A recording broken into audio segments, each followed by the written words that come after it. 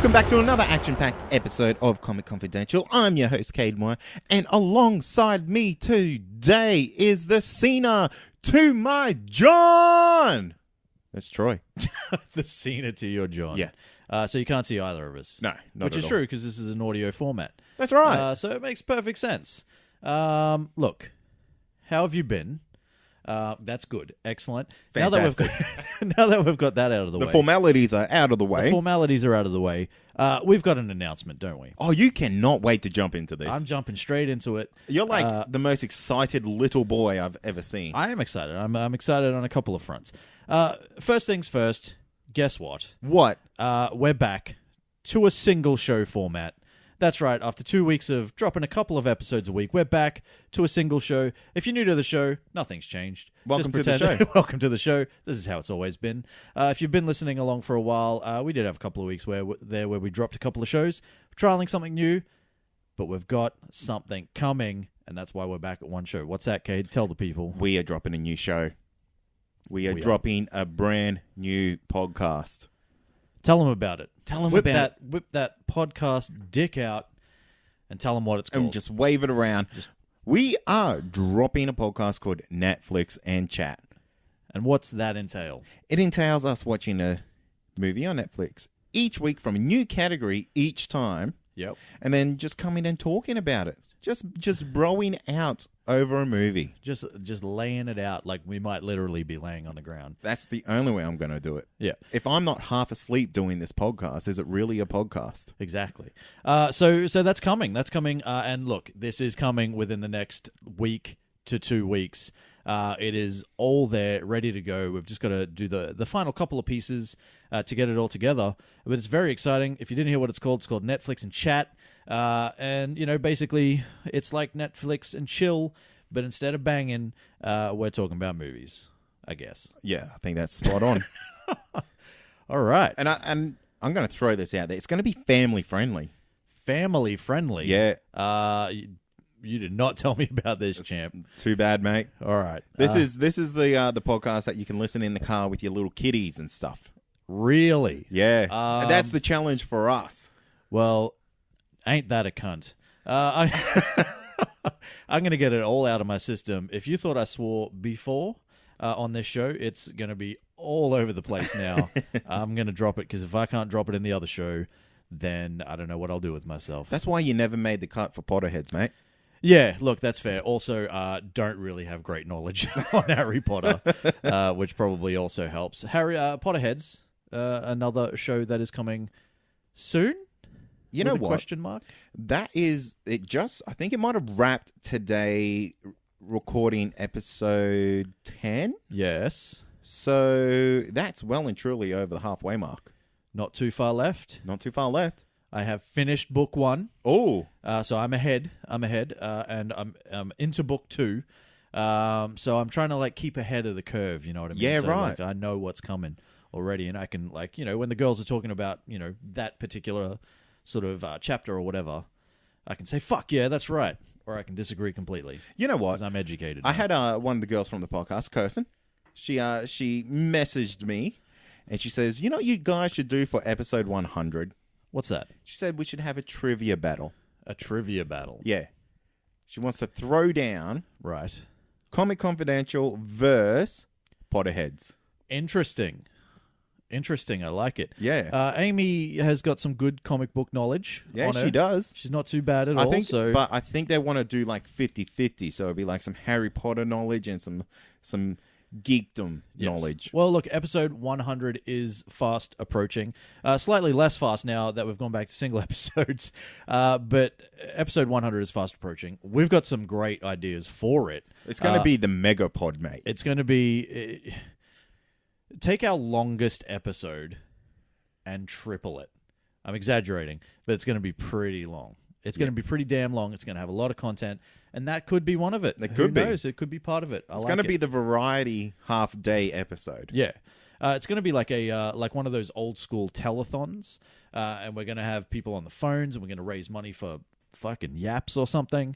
I don't know. That's not a bad idea. Just making stuff up as I go. But look, hey, Thanks for joining us. Do you want to get in some news? Yes. All right. We've got a lot of news this week. Good, because I haven't seen any news this week. Fantastic. This is going to be amazing. So, after the highly publicized split with Chris Miller and Phil Lord earlier in the year, it looks like Lucasfilm is having more trouble with its directors as Colin Trevorrow has parted ways with the studio and directorial duties on Star Wars Episode 9. Lucasfilm released a statement saying, Lucasfilm and Colin Trevorrow have mutually chosen to part ways on Star Wars Episode 9. Colin has been a wonderful collaborator through the development process, but we have all come to the conclusion that our visions for the project differ. We wish Colin the best and will be sharing more information about the film soon. The Hollywood Reporter is also adding that script issues have continued to be the sore spot with Episode 9's development, with Trevorrow having had repeated stabs at multiple drafts, leading to a clash with Lucasfilm head Kathleen Kennedy. The biggest question out of this is, apart from all the problems that Star Wars or the Star Wars universe, Lucasfilm, have with their directors currently, who should replace Colin Trevorrow? That's a loaded question, mate. Is it? Yeah. Because I think the answer is kind of obvious. Who? Rian Johnson. You reckon? Yeah. I think it makes the most sense between Rian Johnson and probably J.J. Abrams. They're the two directors that have come on board with, we're talking about Han Solo, we're talking about Rogue One, we're talking about Episode 9, we're talking about Episode 7, Episode 8, obviously, all of that sort of stuff. Out of all the stuff that's happened lately, the two that have had the least problems and the most smooth sailing is J.J. Abrams and Rian Johnson. And Rian Johnson has reportedly, his shoot was fantastic from start to finish. Really? That's interesting, because it makes me wonder if these directors are just kind of like yes men to what I guess Lucasfilm want, because maybe they're so ingrained into what this Star Wars universe is, they're kind of like, you know what? I will make it anything you want it to be because I completely trust your vision. Yeah. And they're just kind of, I'll just, pull the right strings at the right time. Where maybe these other directors, they're a little bit more visionary. Not to say that, J.J. Abrams and co. aren't visionaries. Yeah. But, maybe they just kind of want to put their own spin on this Star Wars universe. Yeah, look. Where it doesn't really, well, we've seen it. It doesn't need it. Yeah, I see what you're saying with Chris Miller and Phil Lord. They tried to bring this real kind of improvised style to Han Solo. Yeah. And it just wasn't working. It wasn't like the vision. When you look at Rian Johnson, apparently, and these are reports that have come out, but as with all of this news, and this is kind of what we try to do, we try to separate fact from fiction. It's very hard to do so sometimes, but Rian Johnson reportedly had a lot of creative control for Episode 8. So really? So for all of this, kind of like, people kind of going, and I'm one of them that sort of believes that it might be possible that, Kathleen Kennedy is kind of like a Sith Lord-esque dictator. A headhunter. That sort of thing. Maybe it's not the case, and maybe they just genuinely don't like the vision that these guys are bringing. And when you look at Colin Trevorrow, his last movie bombed, absolutely bombed. Yeah, that's true. So, do you think they're trying to just clear out bombs before they go off? Maybe. This is a massive movie. This effectively, it'll be the biggest movie of that year. Oh, 100%. But this effectively closes off this 9-movie saga. Realistically, there might not be any more of these movies after this, because we're probably going to go more into anthology movies and stuff like that. So this is really the way. They want to close with the absolute best possible, and it seems like they don't think Colin Trevorrow is the man. I think Ryan Looper's the man. Guy did Looper, for fuck's sake. He also did Brick, which is pretty great. I can barely fault him. You know what? I wish there was another Looper movie. Yeah, there was one. There was talks of it forever. Yeah. But god damn, what a really interesting premise. I want another one. Yeah, that's how I'm ending that news story. More Looper. All right. Well, in this week's edition of You Heard It Here First, the Hashtag Show are now reporting that none other than WWE superstar John Cena is a tentative frontrunner for the part of Shazam, alongside Gallivant actor Joshua Sassy in David F. Sandberg's upcoming DCEU entry of the same name. Cade, how long ago did we personally call this on this show? I feel like it's been years. I feel like minimum 3 months ago. Ages ago. This was you know, I don't want to say necessarily that we are the leaders in, like, you know, news entertainment, But we might just be. but we might be. Look, You know, it doesn't lie, Troy. what? Facts and track records, mate. And Shakira's hips. Well, I never thought of that. Yeah. They never lie. They never lie. Look, we did say it a long time ago, but it's interesting that this has actually come to the forefront. The guy, look, say what you will about his acting. In my opinion, his acting is on par or better than The Rock's. I agree. So, you know, The Rock is just no good. it's not that he's no good. Like, he's come a long way since when he started. Has he, though?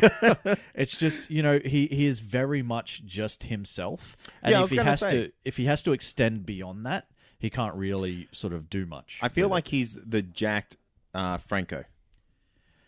Oh, yeah. I would say Franco has his moments. Okay, he does have his moments, but 90% of the time, he's just Franco. Yeah. Well, look, I know that'll be a real triggering sort of like comment in regards to The Rock's acting, and, you know, maybe potentially saying that John Cena's sort of less tested acting is on par with that. But think about this for a second, because this is the big thing to come out of all of this. This is potentially, we could have John Cena versus The Rock on screen in a DC EU movie version of Shazam versus Black Adam. Imagine that for a second, if you will. Do you think, like, because, you know, Shazam, he's a child character. Yeah. Do you think they would have to put a scene into that movie where they're fighting, they bust through this roof of a stadium, and they land in a wrestling ring? If they didn't, it's a fucking missed opportunity. Absolutely. That's for sure. But see, with the thing, and with Shazam, and with it being like a little bit more lighthearted and stuff like that, that's where John Cena shines. Absolutely. Like, his comedy chops are better than anything else that he does. So, like, I think it works perfectly. Is it going to be him in the end? I don't know, but the guy is starting to get, like, high profile roles now. Like, Yeah. he's been signed on for Bumblebee movie and stuff like that. So who knows? But when it happens, you heard it here first. That's right. All right, so according to The Hollywood Reporter, Warner Brothers is using the inclusion of Martin Scorsese as a way to lure Oscar winner Leonardo DiCaprio to the role of the Joker in their planned standalone movie for the character. The Hollywood Reporter is also reporting that current DCEU Joker Jared Leto is reportedly not entirely pleased and a little bit confused about the inclusion of multiple Jokers and has reached out to his agents to express his displeasure. Now, what do you make of all this? Is this just a giant load of shit, or could there be some truth behind it? I genuinely think this is the biggest load of shit news I've ever heard. Yeah. Like, Leonardo DiCaprio as the Joker? Yeah.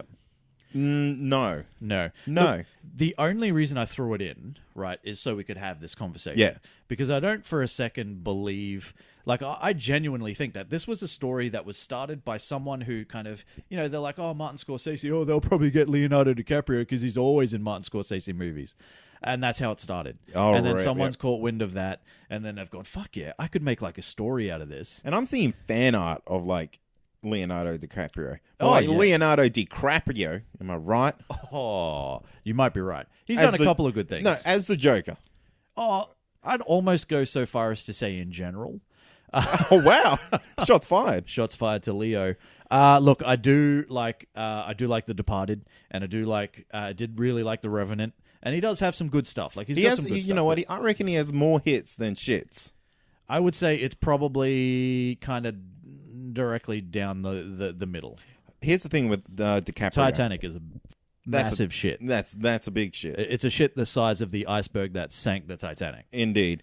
I feel like DiCaprio will be the new Tom Cruise in about 15 years. Okay. Yeah, I see him going down that path. Non-stop running. Yeah. 50-something years old. Yeah. Shirt off all the time. Well, Dad bod out. Yeah, he's got the dad bod. That's the thing. How's Tom Cruise got a better body than DiCaprio? Because the guy's a fucking machine. He's not even a human. Well, that's true. And he has that tooth right in the middle of his face. Exactly. He's like some sort of weird Scientology experiment. That's what he is. Yeah, exactly. He's not even... He is like the reincarnation of whatever thing they believe in, because I don't actually have a clue. But we're talking about Leonardo DiCaprio. This will never happen. No way. I'll be really disappointed if it happened. And you've heard that here first as well, because like this is genuinely, this is kind of like, this is one of those things where like you are going to get multiple stories coming out constantly about like the DCEU, because, you know, like news entertainment websites and things like that, you know, have this thing where they know, like we've spoken about it before, I don't want to speak about it again, but they know it's going to get clicks and they know it's going to start conversations and all that sort of stuff. So if they can get the slightest bit of information or hear the slightest bit of somebody, they're going to, like something, they're going to run with it as a story. And that's basically all this is, in my personal opinion. Because remember, there was a story that broke like a day before that or 2 days before that about this was going to be an origin story with a younger Joker.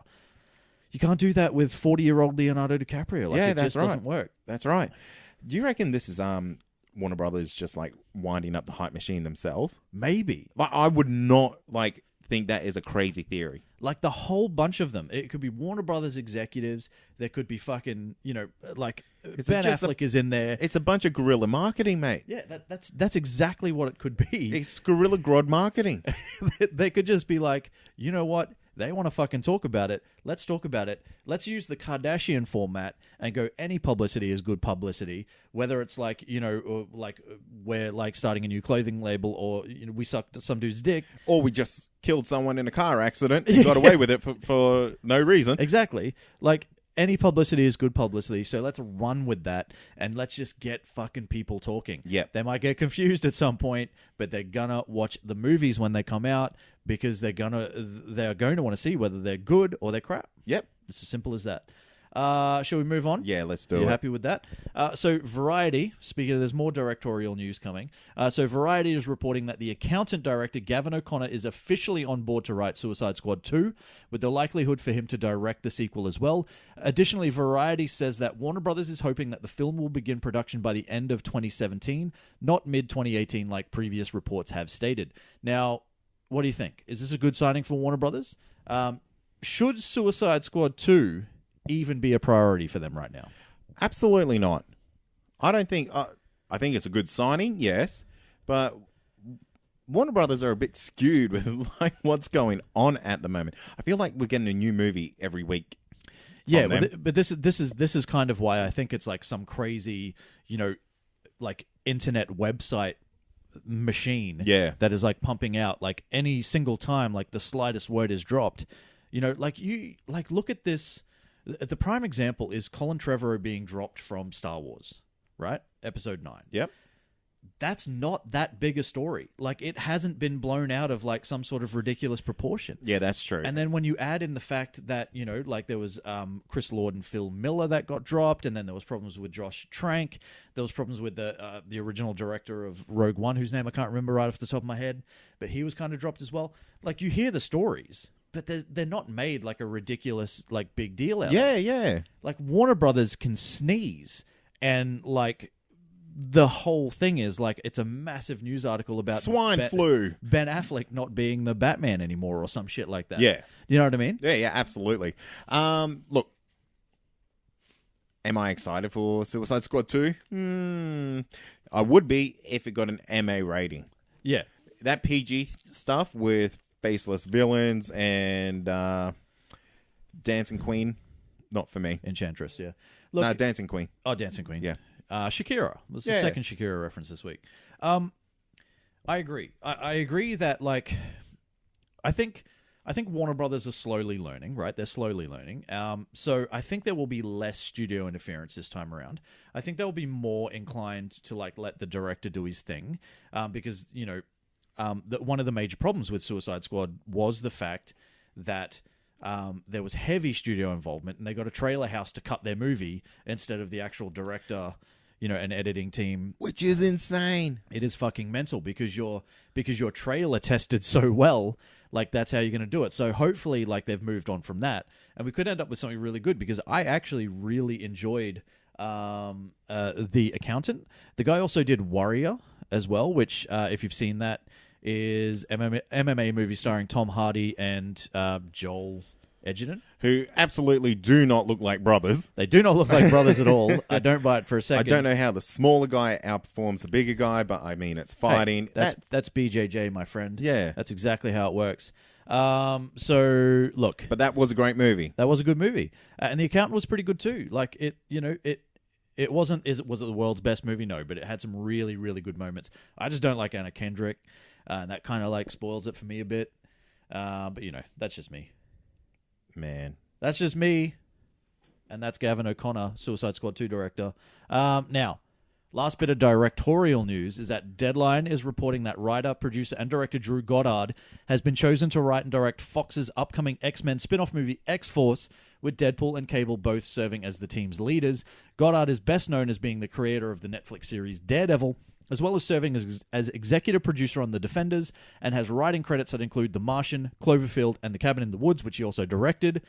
Cade, on a scale of 1 to, like, massive boner, where are you sitting right now with the X-Force movie? Throbbing. Throbbing. This is actually really exciting news. Yeah. This is great news. There was not one bad thing that you said about this guy. Exactly. Look, he has got some fantastic credits to his name. Absolutely. He has also been a writer on Daredevil, obviously. Been a writer on Alias. Hey. Been a writer on Lost as well. So, like, Ooh. well, it could have been the good parts of Lost. Hey. So, So, look, this guy has a lot going for him, and I think that's great. And then when you throw in the fact that they're going to like build this movie around, effectively Ryan Reynolds and Josh Brolin as Deadpool and Cable, and we haven't seen those two yet, right? So we haven't seen how they go in Deadpool 2, which is apparently a little bit of extra news trivia, officially wrapped production. Do you think there's going to be like a sneaky little casting for Wolverine in there? I don't think so. I think this would be the perfect time to get yourself a new Wolverine. Yeah, look, like if you're going to do it, why not? Like he was a member of X-Force. Who would you get as your new Wolverine? I've already said this before. Is it Tom Hardy? Well, Tom Hardy was one of the ones, but I want someone short, hairy, and muscly. Danny DeVito. Danny DeVito. Danny DeVito, like if he gets jacked. Old man Logan. Yeah. Like alternative. Old man Logan. Yeah, old fat man Logan. Yeah, I like it. Because that's like the new timeline that's going to be released from Marvel. Right. Because there's already 2 old man Logans running around in the Marvel comics. Yep. This will be the third one. This will be the third one. And it's going to look exactly like Danny DeVito from everything Danny DeVito has done. For the entire time I can think of Danny DeVito being in things, because I feel like he has never changed his appearance at all. He has always looked exactly like he does right this very second. Yes. In everything he's ever been in. My other pick was Scott Eastwood, which is who I've also said before. Oh, yeah. But, who knows? I mean, they could go that way. It's hard to say. Like, they're kind of like, from everything I've read so far, they're leaning towards, what's his name? Completely gone from my mind. He was in Deadpool, the first one. Colossus, goddamn you! Thanks for leaving me hanging. So Colossus, they're talking about potentially Olivia Munn's Psylocke coming back from Age of Apocalypse into X-Force. Right. Yeah. So I reckon that they could also like give us a grown-up X-23. Potentially. Like, who knows? Like, it depends what they're going to do with that as well. Yeah. We will see. This is probably one of the things that Fox is doing better than anything else right now. So let's see how it goes. But I think, in Ryan Reynolds we trust, basically, is how I would put this, because he did give us one of the best movies of 2015 or 2016, whenever it was. Early 2016? February, something like that. It's only been a year and a half since Deadpool came out, goddammit. That's unbelievable. It feels like ages. Moving on. Last story for the week. The American movie summer of 2017, the time where major studios pushed to make their most bank, has been the worst in 11 years, with a total gross of $3.8 billion, which is a staggering 11% decline on the previous year's results. Now, while some movies such as Guardians of the Galaxy Volume 2 and Wonder Woman saw impressive commercial success, other major releases like Pirates of the Caribbean 5, The Mummy, and Transformers The Last Night failed to draw domestic audiences. I got 2 questions for you in this. Why do you think that is? Like, why do you think we saw such a massive decline this year over last year, which wasn't that great? 2016 was not a great summer. And what was your favorite movie of the summer? Okay. I feel like we saw less in this blockbuster season. Ooh, yeah. And that might just be I saw less, maybe not less movies got released, but it might just be the consensus that I didn't enjoy a lot of the movies that came out this blockbuster season. So you saw less because there was less that you were interested in seeing. Yeah. That makes sense. That might be it. Maybe someone let us know if there were actually less blockbusters released in this. Well, look, we're talking about Guardians of the Galaxy 2. There was King Arthur. See, that was a massive flop. Yeah, Alien Covenant. Baywatch they thought was going to be like so much more than it was. Pirates of the Caribbean. We had Wonder Woman, The Mummy. What else did we have? Transformers, 1700, whatever that was. Baby Driver, Spider-Man: Homecoming was there. Like there were some big movies, man. But there were also just a lot of them really, really underperformed critically. Yes. And whether the word of mouth or anything affected them going beyond anything from the first week, and who knows? I think audiences are getting smarter and smarter, especially with more people getting say streaming services. Like, why go out and pay more money for a movie that you're not going to enjoy when you can just wait a couple months and just sit in your lounge and watch it? Yeah. Like it's kind of like I don't know. Pick a movie whatever would Baywatch. Yeah, like Baywatch. Like I am not going to go out and pay $20 to $25 to go and watch exactly. Baywatch. Even if I think it might be funny, I'm not going to go and do that because that is a lot of money when I can just wait and watch it on a streaming service. I can buy it, I can rent it on iTunes now for $5. Exactly. You know what I mean? I'd rather do that. Yeah, and so would I. Yep. Then you get to stop it whenever you want and throw up from how crap it is. Or exactly. Whatever you want to do. Just load up your shotgun to blast your head off after watching that piece of shit. Yep. I would say franchise fatigue plays a big thing as well. That too. Pirates of the Caribbean has kind of run its course. Hey. But but you're right. Yeah. Pirates of the Caribbean. You got Transformers, which I think was 5. Then you've got, and that was the worst performing Transformers movie of all time. Yeah, in the box office. Yeah, so exactly. You had your third Planet of the Apes movie. You had another Spider-Man movie. You had this, that, and the other. All that sort of stuff. What's that? That would be. Is it the 6th? Yes, that's the 6th Spider-Man movie. 6th Spider-Man movie in less than 17 years. Yeah, that's a lot. That is a lot. Favorites, very quickly. Wonder Woman. I would say Wonder Woman or Baby Driver. There's a couple that I didn't get to see. I was pretty disappointed I didn't get a chance to go and see Dunkirk. All that sort of stuff. There's a few things. Those trailers are terrible. Yeah, look, I know you say that, but look, and there's been fairly mixed reviews as well. Critics loved it. Nolan's done, mate. Nolan's done. He's I don't know, who's a shit director now? All of them. He's James Cameron. Yeah, anyone who's on Star Wars apparently. Well, I'll borrow from the Countdown movie and TV podcast and say he's departed. So shout out to Wayne and Paul because it's very fucking true. It's not. Nolan is amazing.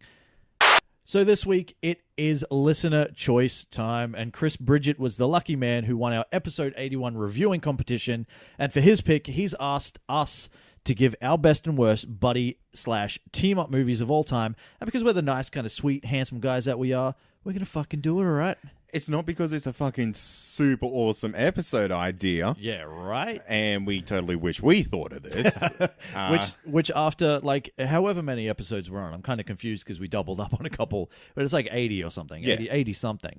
We've never thought to do this before. It's a great idea. It is a great idea. And how often have we talked about, buddy movies, though? Yeah. Cop movies, twins. We spoke about twins for 8 weeks in a row there for one point. Yeah.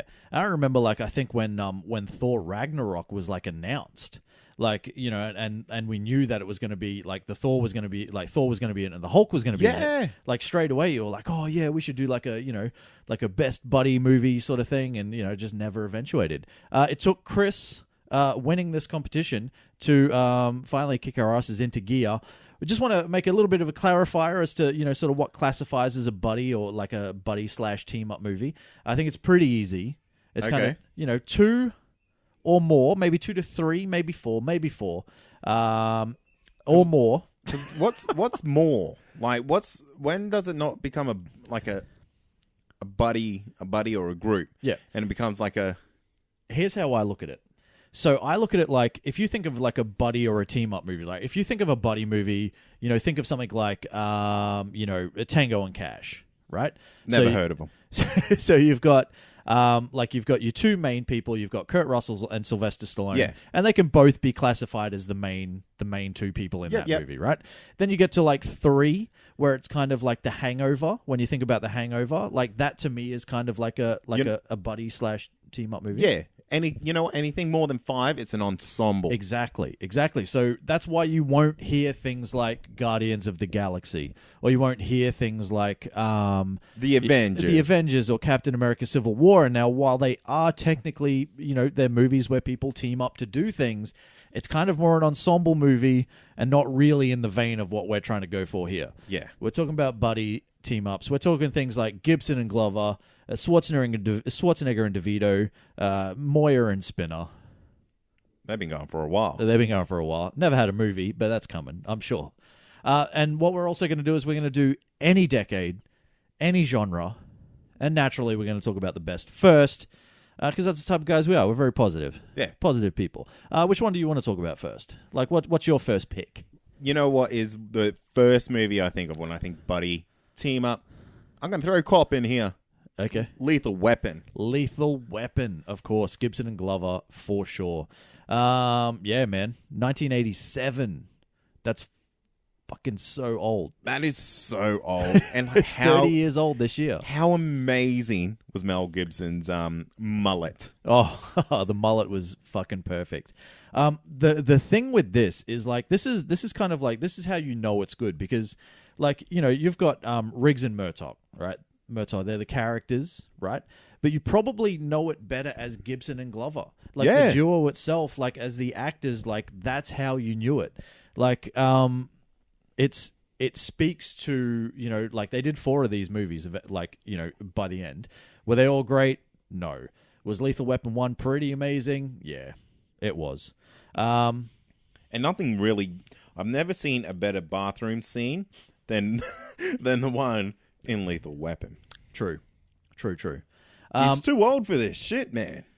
We're getting too old for this shit. We are getting too old for this Lethal shit. Weapon, look, if you're talking about buddy movies and this isn't on there, like the chemistry between these two was fantastic. And it was fantastic for like, I can't remember like off the top of my head when Lethal Weapon 4 came out. I believe it was the early 2000s. I might be pushing it, might be late 90s. What were they running around with their walkers and stuff? Pretty close to it. Yeah. But they did... Mobility scooters, mate. Mobility scooters, but they did still manage to beat up a very young Jet Li, which is, cool, I guess, if that's what Have you ever beat up Jet Li? I haven't. Yeah, well, then you're not cool. But I'm also, I'm not 50, so I've got some time to like get out there and beat up Jet Li. So, first one I want to mention, right? Kind of more modern, a little bit newer. I cannot go past Janko and Schmidt, 21 Jump Street. I'm talking Jonah Hill and Channing Tatum. I fucking love this movie. Now, when you think remakes, you think this. Yeah. This is a remake gone right. Clickbait title. Yeah. Yeah, and it even had Johnny Depp.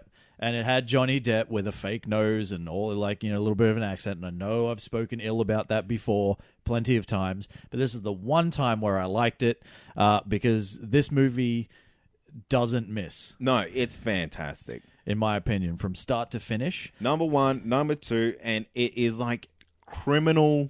It is cinema crime that this didn't get the threequel with Men in Black. Oh, man. Like... I hope it still gets a 23 Jump Street regardless. I'm going to throw this out there. I reckon that would be close to $1 billion movie. No. You don't reckon? I don't think, like, comedies struggle to make that kind of money. I reckon it could do it. I reckon if you got Jonah Hill, Channing Tatum, Will Smith, and... Tommy Lee Jones. Yeah. How could that not make $1 billion? Well, I don't know. It'd make some good money. Like, I would love to see that movie. I think that would be absolutely amazing. If you, for some reason, have not seen 21 Jump Street yet, Jesus Christ, go out and watch it. Like, this is Phil Lord and Chris Miller at their best. Just go watch it for Ice Cube. Oh, man. His role in this movie is fucking amazing. What about in the second movie when he finds out Jonah Hill is fucking his daughter? Like the whole, like, you know, we're not here to necessarily. Oh, no, we are. We're here to talk about the movies, I guess. Like, it's not just the actual team up. But his role in these two movies, man, is fucking fantastic. And is it just Ice Cube being angry Ice Cube like he is in every movie? Kind of. But I love it. But that's kind of what he says. He's like, sometimes I get angry. So suck a dick. I love it, man. I fucking absolutely love that movie. I think it's fantastic. What's next for you? All right, mate. I'm going back to the early 2000s. I'm going back to high school years. Okay. High school years is calling me, and on the other end of the line is Rush Hour. Rush Hour. Okay. Now, I love Rush Hour, right? Like, because that was my jam. When I like, because you know, like I grew up, you know, liking like martial arts, and I grew up watching all these like Hong Kong like kung fu movies and all this sort of stuff. And Jackie Chan was the man. And when Jackie Chan kind of like broke into America, I was just like, fuck yeah, this is gonna be the best ever, and he's just gonna like take over the world and all that sort of stuff. And he almost kind of sort of did. He almost did with this movie. Was it directed by one of the shittest directors of all time in Brett Ratner? Yes. But is the chemistry, even though it's sometimes forced, between Chris Tucker and Jackie Chan, like, amazing? Yes, I believe so. I love it. I do too, man. I absolutely love it. Look, is it a great movie? Yes. Like, does it stand the test of time? What about the scene? And I don't even know which one it's out of. It's either 1, 2, or 3, obviously. But, you know, where they're tearing down, like, a huge building and hanging onto fabric, mate. Oh, that, I think, is Rush Hour 3. Where that's actually off the Eiffel Tower. Oh, is it really? Yeah. That's amazing, man. Yeah. Where do you see that now? James Bond couldn't do that. Well, that's true, but James Bond isn't fucking Jackie Chan, is he? No one is. Jackie Chan is got a new movie coming out pretty soon. The Foreigner. Yeah, very fucking excited. That looks amazing. It does look amazing. Yes, Chan and Tucker. Fuck yeah. Imagine them teaming up with 21 Jump Street. Well, see, this is the, like, again, you know, these guys are, like, probably a little bit too old. Like, older than Janko and Schmidt when they're trying to be, like, high school students. I don't think they could, like, join forces like that, but Jackie Chan loved this series so much that he took a pay cut because Chris Tucker was asking for too much money. And he said, I just want to fucking make these movies. Really? So he said, pay Chris Tucker what Chris Tucker wants, and I will take a pay cut so we can get this movie made. Fuck you, Chris Tucker. Well, Jackie Chan's more made... like Chris Fucker, am I right? Oh. Well, he hasn't done a lot, really, has he? Yeah, he kind of needs that money. You know, he does. So, you know, anyway, Rush Hour, like, say what you will about Brett Ratner and his directing style. I fucking loved it. I loved it. My daddy once cut a bullet with his bare hands. It's true. Again, I'm gonna flash forward to about 2007. Oh, we're in the time machine. We're on a time machine. We're all over the place. I want to talk about Hot Fuzz. I want to talk about Simon Pegg and Nick Frost. Yeah. Because you could pretty much put Simon Pegg and Nick Frost in anything, and I will watch it. But Hot Fuzz in particular is one of those ones that's really like, that's kind of where we're really... When you're talking about a buddy team-up movie... They're the ultimate buddies. This is the one. And you know what? A little bit of trivia is that all the things that they kind of talk about with the police in that movie, they're actual real scenarios that happen to the police in that city. Yeah, right. Like, there's nothing ever really made up. So any of the traditions, any of the stories, they actually happened. Yeah, that's good. And that's testament to Edgar Wright as well. Indeed. As a director. I really, really like this movie. I will say that I prefer Shaun of the Dead over this out of the two. But this is kind of like, this is another kind of factor that you can throw in for like a buddy movie, right? You could almost say that there can't be any pre-existing relationship between the two, and the two have to be strangers that meet up under, you know, whatever circumstances, and they go on a whole bunch of shenanigans and stuff like that. Yeah, that sort of thing. Whereas in Shaun of the Dead, like, they're already mates and already, like, you know, they're already well-established friendship and that sort of thing. Yeah. So that's why I chose Hot Fuzz over this. But I really like this movie, man. I love the tonal shift as well, where it goes from, being the movie that it is, to just like an all-out action movie when it's just like a massive gunfight in this little like English countryside town and stuff like that. And then the whole Point Break relationship that, Nick Pegg and Simon Frost have, that kind of, culminates towards the end of that as well. Like I really loved it. Got to give it to them. What do you got? Okay, I'm gonna jump in the time machine again. Oh Jesus! I'm going back. I'm going back to mid-90s. Yeah. And I'm pulling out the Bad Boys. Ooh, bad boys, bad boys. What you gonna do? What you gonna do when they come for you? I fucking love Bad Boys, man. I don't give a fuck what anybody says.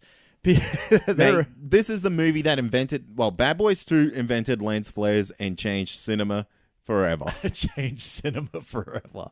A sentence that has never been uttered before. Bad Boys changed cinema forever. What it did do, though, is it gave us Will Smith and Martin Lawrence. Amazing. For the first time. And you cannot deny that these two, like... This is another one of these things that never got a third movie. Yeah. And like it was on the cards. It was on the cards. I bet you this is done by Sony as well. That I couldn't tell you, unfortunately. I can tell you, obviously, that it was done by Michael Bay.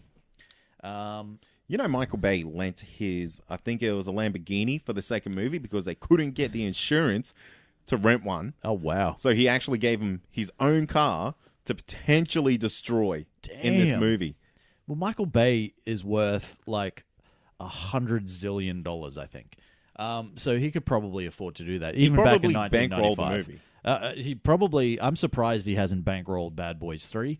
There was talks about that coming fairly soon, but unfortunately, it all kind of like fizzled out, which is very unfortunate. Because look, are they the world's greatest movies again? No, but they're the world's funnest movies. Yeah, and with Will Smith and Martin Lawrence, man, like those two together, they're seen in Bad Boys 2 where they're interrogating You're the at teenage... least 30? Yeah, where they're interrogating that teenage kid that's trying to take out Martin Lawrence's daughter. That is fucking brilliant. Look, if you have not been tagged in that saying this will be us with your daughter or something like that by a friend, do you really have friends? Yeah, are you actually an adult? Yeah. Bad Boys, that's a good call. Yeah. I do like that. I'm going to flash forward 1 year. Oh, 1 year. Just 1 year. To 1996. And another Michael Bay movie, The Rock. Oh! Oh, damn. Nicolas Cage and Sean Connery. Stanley Goodspeed and John Mason. The first R-rated movie to make the list. Yep. I don't necessarily... Like, this is, in my opinion, this might be Michael Bay's best movie. That's a big call, but I think this might be Michael Bay's best movie. This is probably close to Nicolas Cage's best movie as well for me, because he had to work alongside like a Sean Connery that didn't really give a shit. Because Sean Connery hasn't given a shit for about 40 odd years since he finished up as James Bond. Yeah, pretty much. But that's kind of what works.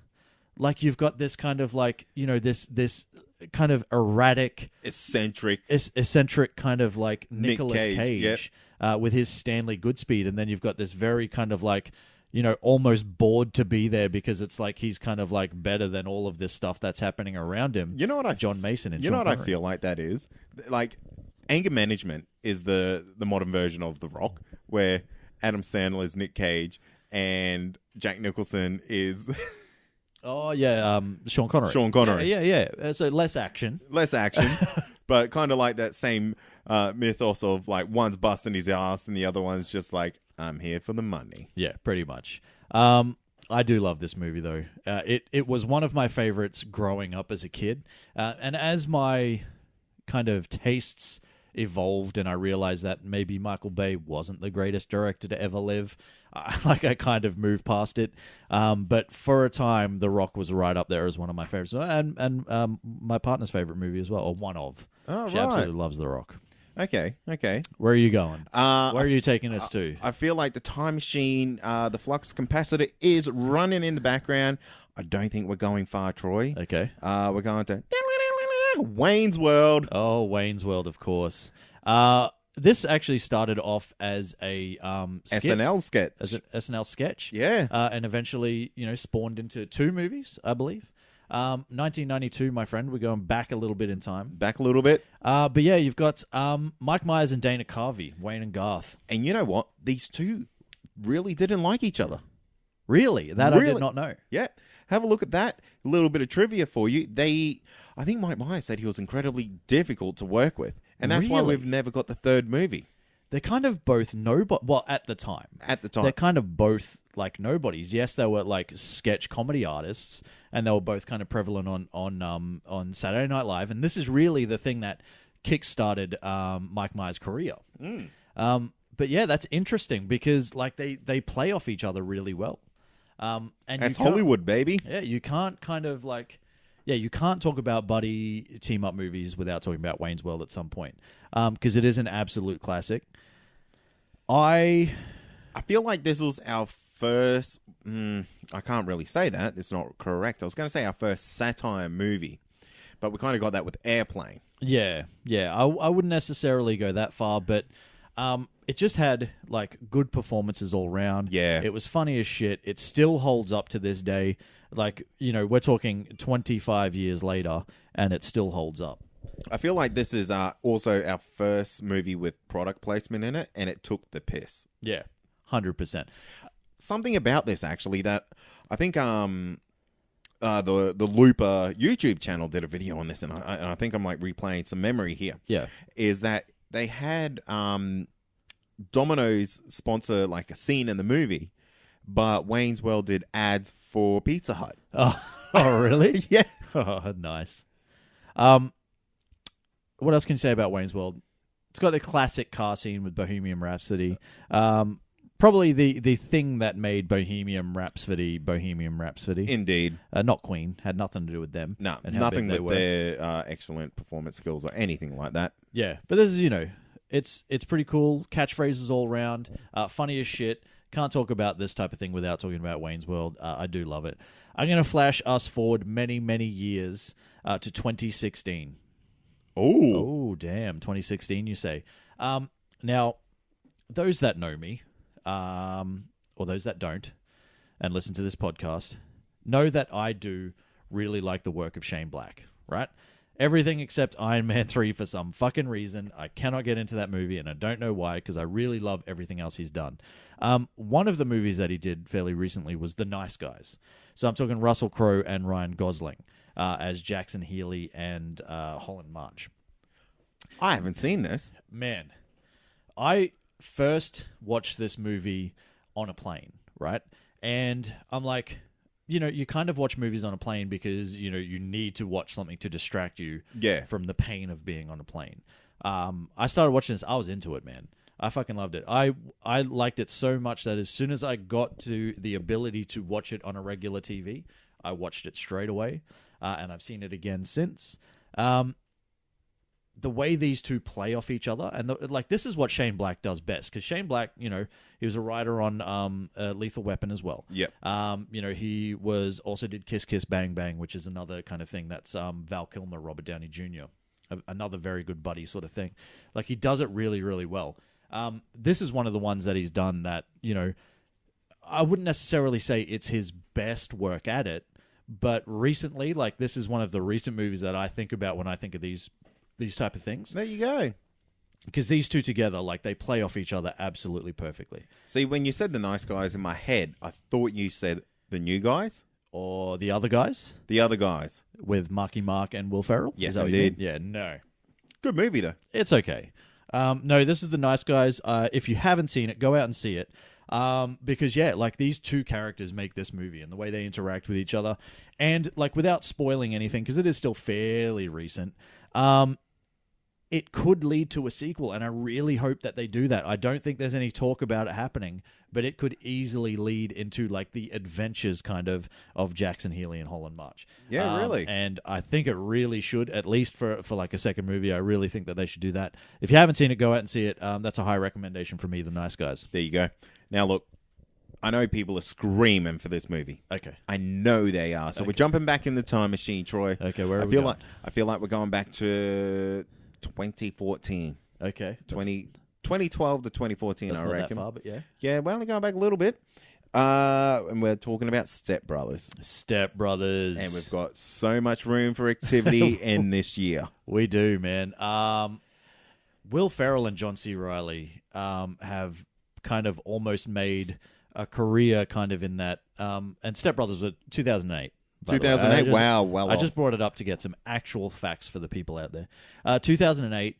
But that kind of like late 2000s era, they kind of like with... They kind of owned it, like with Talladega Nights. Talladega Nights as well. They had this. I really feel that he should have been in... What was the basketball movie that they did? That Will Ferrell did. You're killing me, man.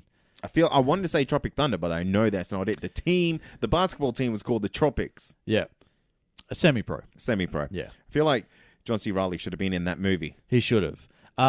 Brennan Huff and Dale Doback, two man-children who both live with their parents and are forced to kind of live together, and shenanigans ensue. Fuck, this movie was funny. This movie will be a fucking cult classic in... It is now. It is now, it's only like 9 years later. Exactly. There are people out there that really do not like this movie. And you know what those people are? Fuckheads. Curly-headed fucks. And obviously not learned doctors. Not learned doctors. Hate Shark Week and been playing with my drum kit. Yeah. This is the thing with this movie, man. This is like infinitely quotable. Easily. You know, there are so many things that came from this movie. Even when you just start thinking about it, you laugh. You know, I'd say it's a recency factor, but I have not seen this movie in quite some time. It holds up. It just holds up, even by memory. Even the cover of them, where it's like that awkward family photo with the sweaters and stuff like that. It's fucking brilliant. I got to give you trivia on this movie too, okay, Troy. Go. Oh my God, I'm forgetting the main name. Who? It's not John C. Reilly, the other guy. Will Ferrell. Will Ferrell got given the testicles prosthetic as a gift at the end of the movie. Nice. And those things cost like $20,000. What? Yeah, because they're real, like fake testicles. Like that you would put like onto a human or something. What? I feel insane, isn't it? That is amazing. Cool. So that's good to know that, like, you know, all I need is 20 grand. And if I ever lose my testicles... If you ever lose your testicles in a tragic... Shark Week accident, you can always get another pair. See, because I was always looking at those things that hang off the back of tow balls. Yep. You know, like... the nut sacks for your car. Yeah. I was thinking like, maybe you could just like sew one of those on, but they're actually out there and that's fucking amazing. Step Brothers, of course. And you know there's always talks of this having a sequel. Yeah. And it should. It really should. Would it live up to, you know, the original? Is it a bit too late, like 9 years later? Maybe. But what are you going to do? Give it to us. We want it. How many more you want to do? How many more good ones? How about we do one more each? Okay, one more each. All right, because I've got a real good one in my brain. Okay, all right, this is tough. We might throw out a couple of honorable mentions because we we'll don't shotgun get to, a couple. We don't get to talk about them. One I want to talk about is a movie that practically changed my life, and it's the pairing of Woody and Wesley in White Man Can't Jump back in 1992. Billy Hoyle, Sidney Dean. Looking at your White Man Can't Jump. Jordan's over there. Well, Nike Hyper Eyes, my friend, bit close. But yes, I have White Man Can't Jump, limited edition, Nike Hyper Eyes. I fucking have seen this movie more times than I've potentially seen any movie on the planet, apart from maybe... Fifth Element. Yeah. That movie's on TV every 2 weeks. Yeah. Well, Love Actually, because I've like had a few Christmases. Look, this movie, like, this spawned... like an almost Wesley and Woody team up sort of thing. Because like they did Money Train. Yes. Like I think they did one more thing as well together. But there was the whole Wesley and Woody movement of the early to mid 90s. And I fucking love this movie, man. Like this is a movie that really got me as a young man. It got me into like everything, basketball, movies, almost. You know, this sort of thing. Like everything about it. Has really shaped where I am today. Yeah, right. And the back and forth between the two of them is amazing. Like the trash talk between the two of them, it's fucking brilliant. And the camaraderie. But the camaraderie at the end, you know? Yeah. Yeah. So look, White Man Can't Jump. If you don't know anything about me, know this: I fucking love this movie and have done for like 25 years now. That's amazing. So yeah, That's almost like a bromance with a movie. Like I think I was like a kid and I was trying to dress like Wesley Snipes out of this movie, like with the African colors and stuff like that. Man, I was from like a small town in Australia. Yeah, a little country town, country town. Like I didn't know any better. I thought it was fine. And that kind of like, that's what I wanted to be. It started me listening to like rap music and everything. Yeah, the whole thing. Wow, this is actually a life-changing movie for you. Look, there are a couple out there that have like really affected my life. But White Man Can't Jump from 1992 is definitely one of them. Yeah, there you go. What's your last one, man? What do you want to finish on for the good ones? Oh, okay. I'm running with this. I've locked it in, Eddie. All right. And I don't have to call a friend. I'm going with Zoolander. Zoolander. This is not one I would have picked at all. Really? This is one of the most quotable movies of, I guess, all time, Troy. Look, and I guess you can call it a buddy movie. It is, and it's a team up with Hansel and Zoolander. Yeah, like Ben Stiller, Owen Wilson. I just don't like Owen Wilson, man. Really? There's something about Owen Wilson that just doesn't do it for me. But it's not about me. But tell me about this movie. What do you like this movie? Mate, this movie, it kind of brought in a new era of comedy, I feel. Right. In the sense that, you don't have to just have these like really, really... This is just silly humor, I guess. Yeah. Owen Wilson, I fucking love this guy. I don't know how you don't like him. He's the most likable guy in the world. I don't think he is. Anyway. Did he beat you in a breakdance fight? He didn't, but he beat me in a who's got the giant nose fight. The most crooked, bent nose in the world? Yeah, because I also have a slightly large, kind of crooked nose. His is... He outdid you. He way outdid me. Damn. And it kind of took my thing. Like, I had that first, I thought. Or was it that he had like a really sweet, like, Razor scooter in this movie? No. Pretty sure you were just jealous. I liked Owen Wilson in this movie. You are just jealous of Owen Wilson. No, you can admit it in this public domain. I liked Owen Wilson. In this movie. Anything else that he's done, I haven't liked, and that's probably because he started to do Wes Anderson films like The Royal Tenenbaums and stuff like that, and I just fucking cannot get into those things. I think the only Wes Anderson movie I've ever really liked is the Grand Budapest Hotel. But my point is... He started doing these weird things, and it's kind of like, you know what? I don't like Owen Wilson anymore. And then I never got back into it. That kind of realized Owen Wilson didn't like Owen Wilson himself. Oh, for a while there. Yeah, there was a little point there. Yeah. But he like did those like what was that called? Like Drill Bit Taylor or like Tip Drill Taylor or something like that. Wow. Is that what it's called? I don't know, but Tip Drill Taylor. Yeah, Tip Drill. Nelly just coming on through. Anyway, continue. Like, yeah. Look, this movie. Look, you're right. This is good. Is it one of the best? Terrible. Is it one of the best like buddy team ups of all time? I think if you think of team ups, you would be crazy not to think of Zoolander. Okay, all right, that's fine. I like the movie. Mate. There's a great story arc. They become enemies, friends, have an orgy. With like goats and midgets or something? Yeah, goats and midgets. If you're going to have an orgy, have goats and midgets. Exactly. Troy, can you find me any other movie that matches up to that? No. Look, okay, that's fine. I'll give you that. I'll give you Zoolander. Let's knock out a couple of really quick honorable mentions. No. What's your last one? That was my last one. That was your last one? Okay. I had White Man Can't Jump. If you all want to talk about just very quickly, we're not going to actually talk about them, just throwing them out there because they are like classics. Obviously, you have things like Twins.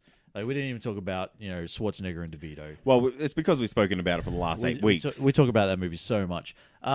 You've got 48 Hours with Nick Nolte and Eddie Murphy as well back in the day. What about, I know we will get murdered for not even mentioning this one, and that's Bill and Ted's Excellent Adventure. Oh, yes. Radical, man. Yeah, Bill S. Preston Esquire and Ted Theodore Logan. Keanu Reeves and the other guy that was also in The Lost Boys, whose name I don't even really know. He is the Lost Boy now. He is the Lost Boy now. I've never seen him again. We've got movies like, what else have we got?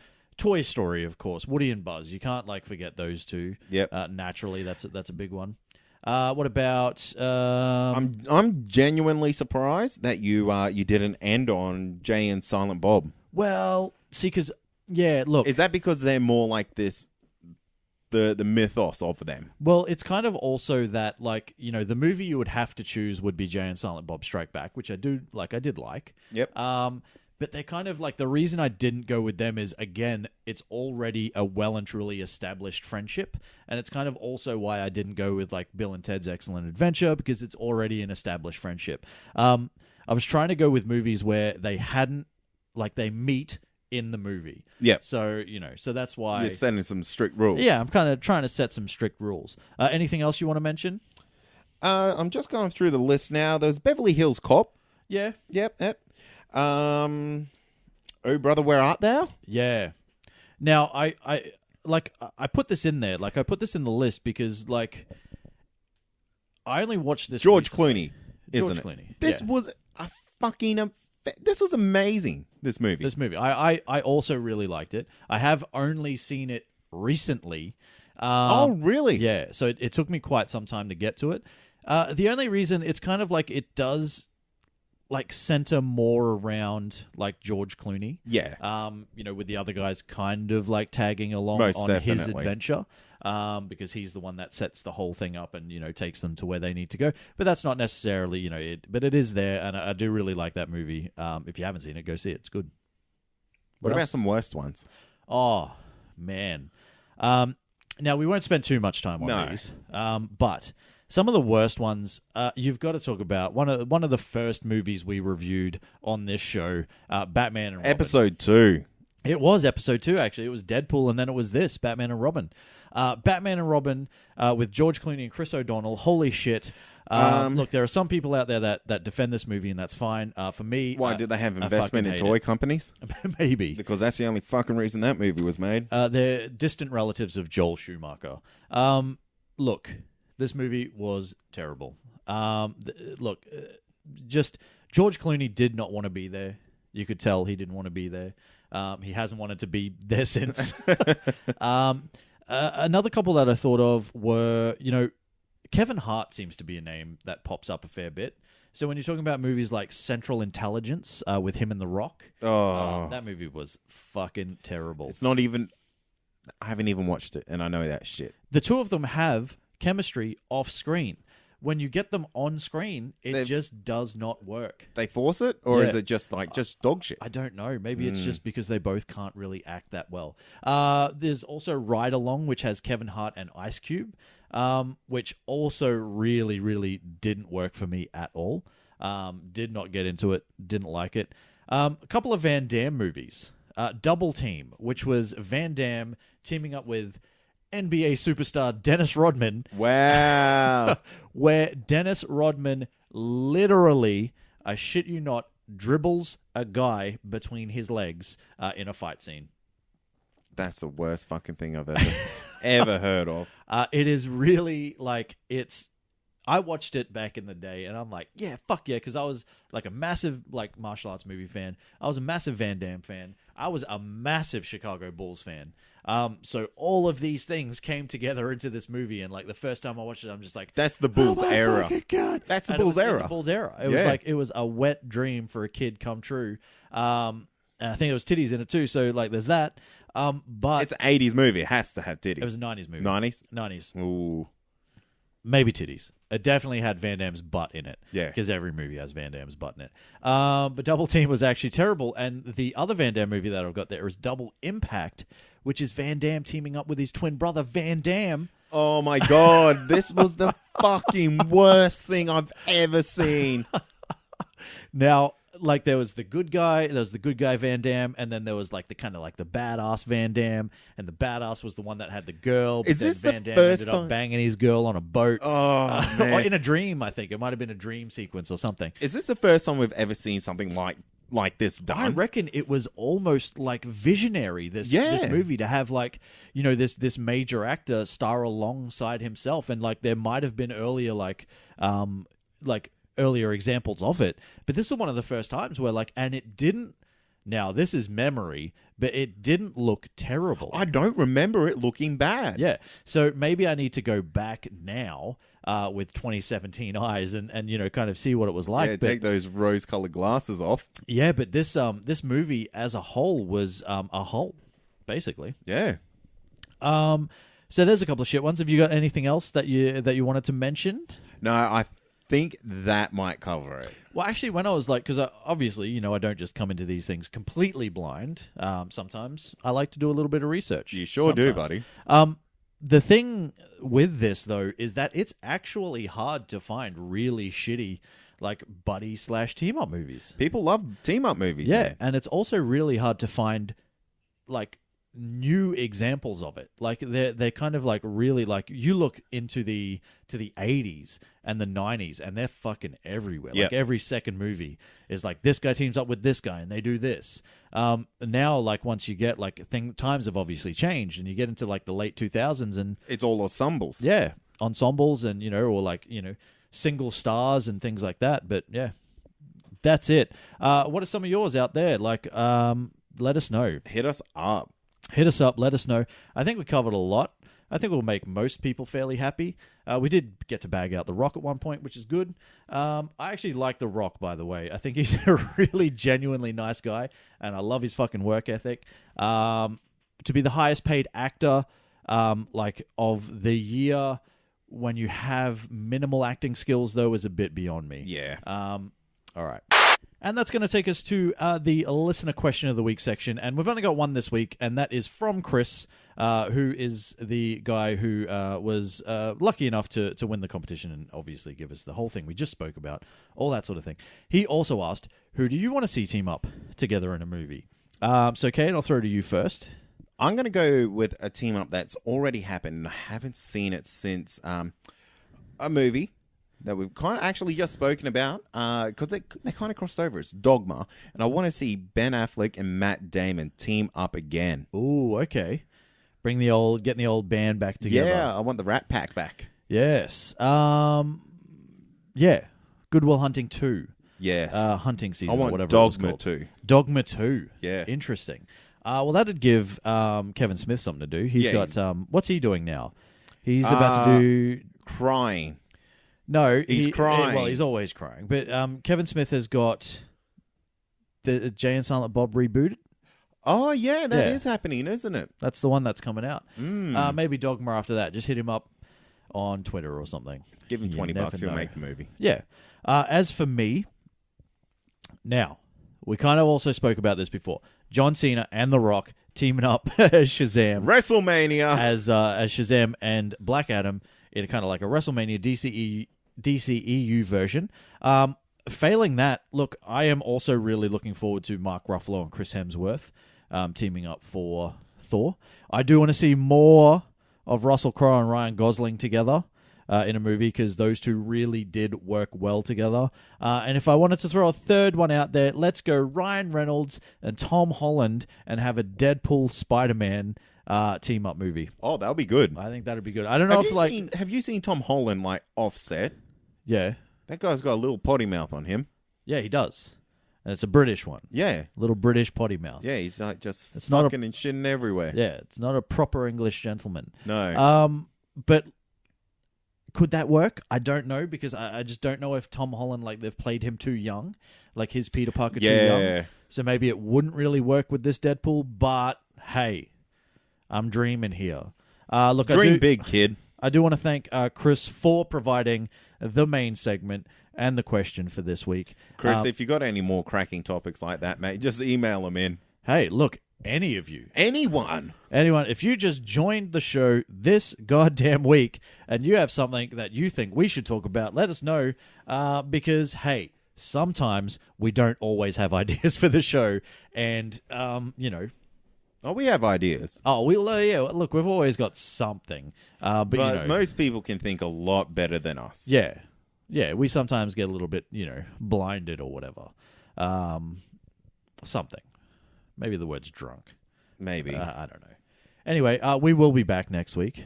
What are we doing next week? Do we know? Yes, next week we are going to talk about the top 5 animated comic book movies of all time. Oh, shit. Which is a big one. That is a big one. Is it going to be all 5 DC? Who knows? There might be some Marvel ones in there. Is there? No, look, there's Marvel do have a couple out there that are pretty good as well. There's some stuff as well, like when you think about, like when you go outside of that, you could think of like Big Hero 6 and stuff like that. I was going to say, don't put a box around it, mate. Exactly. Look, so we're going to talk about that next week. So hey, get in touch with us about that. What's your all-time favorite animated comic book movie, not series? And that's it. That's next week. Just no anime. No anime. And the reason why there's no anime is because neither of us are really big enough anime fans to kind of go, yeah, sweet, I know exactly what you're talking about. And like anime fans are next level. They can be next level. Like they are the characters out of those animes. They're right up there with... They'll turn into like Tentacle Man and just strangle you to death for not saying like Ghost in the Shell was the best one ever. Yeah. They're right up there with Harry Potter fans who are also like quite crazy. But yeah, look, hey, we're not making fun of you. Not making fun of your fandom. It's just, it's not our thing, and we would not do it any justice at all. That's right. We would be just talking shit out of our mouths. Hey, let's thank some people. Let's thank the listeners, subscribers, and most of all, you sexy son of a bitch reviewers. All 76 of you that have given us a review. Is it 76? Yeah. I feel like it's 76. Thank you so much for everything that you do for the show. Hey, let's we get do some this more. Because of you. I want some more reviews. Cade does actually want some more reviews. I want to get us to 80. He wants to get us to 80. Look, we are willing to throw out a competition for 80. Oh, okay. We've done it. We've already done it. Yeah. But I don't think we set them a realistic time frame. Yeah, you're right. Yeah. So, here's the thing. What episode did we just do? Episode 87. When do you want to make it by? 95. 95. Well, that's a while. Let's go 91 and we'll make it a month. Okay. So if we can get 4 more reviews within the next month, what we will do is you guys, so the 4 of you that review the show within the next month will get something. But then we'll also do something for all of you that have already reviewed. Because, we can't leave you guys out. Oh, that's nice. You know what I mean? Yeah, that's real nice. And we are still going to run. So I think it's going to be equal prize for both, maybe. I'm making shit up as I go. But we did say that out of the new reviewers, you can be a guest on a special Patreon-only episode of Just the Boys. Just the Boys. And you can be a girl as well. You can be anything. You can be whatever. You can. There's more than 2, Troy. There is more than 2. You can be whatever you want to be, whoever you want to be, and you can be on the show with us, talking Just the Boys. We're just talking about shit. We'll think of something. Go up in trivia against me. Yeah, you can do that. Yeah. Which is probably pretty easy. It's very easy. Where can the people find us? They can find us on social media. That is Comic Confidential Podcast on Facebook. We also have a listener community. Jump on there and talk to other listeners of the show along with us. That is Comic Confidential Listener Community. That's bloody awesome there. We also have Twitter and Instagram. Both of those are at Comic Con Pod. We also have a website. That's comicconpod.com. Past episodes, future episodes, and everything in between. We also have a Patreon. That's patreon.com/ComicConPod, where you can support the show for as little as $1 a month. And that gets you early access. That's how you get these magical episodes that don't actually even exist yet. And then there are rewards that go up from there. So check that out if you want. Early access to this podcast and all other podcasts that we do as well. Which will very shortly, as we spoke about at the top of the show, include Potterheads coming soon and Netflix and chat coming even sooner. Which I also just found out I can't swear in. So, fuck my life. Fuck. You giant cunt. Wow. You are too savage for the radio, my friend. Just throwing it out there. Look, that's it. Thanks for listening. As always, I'm Troy. I'm Cade. And this has been Comic Confidential. Cheers. Peace. You had Amy written down here. Yeah, look, I've actually left that in since before, from when Amy started. I just never take it out. Wow. In the hopes that one day she'll reappear. But she's busy now with Potterheads, isn't she? Oh, look at me. Potterheads. I'm just recording Potterheads. God damn it, Harry. I'm trying to do a Alan Rickman. Oh. I cannot do an Alan Rickman. Come on, do your best. No. I want you to do Nick Cage saying Snape lines. Give me a Snape line. Just make it up. Oh. Okay, like Harry Potter, you are in grave danger.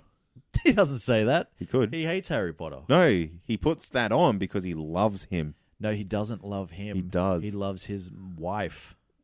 His mum, you mean? His mum. his dad's wife. Yeah. Yeah, he loves his mum. Okay. He loves Lily. Innit? Yes. That's not really like... Is that a good thing? Oh, no, that's not a good thing. I'm sure he tried to have an affair. Yeah, I'm pretty sure he did. And, he was devastated when she died. But the whole thing that I don't really understand is that he was still kind of a shit to the kid. Put an act on all you want. But, I know he didn't, he kind of, I think he mentioned at one point that he saw too much of his dad in Harry. Right. Like James, and maybe that's why he didn't like him. Oh, or something yeah, like yeah. that. That makes sense. Yeah. But that's still weird. But still protected him because of Lily and all that sort of stuff. But did he? Because he didn't really, he kind of, still fucked with Voldemort. Yeah, that's true. Well, I guess he kind of had to. Did he? Well, yeah, that's the thing. Did he? We all have choices, Cade. Well, that's right. Don't ever give in to peer pressure. Never. You going to do this impression? Nah, it's done. It's gone.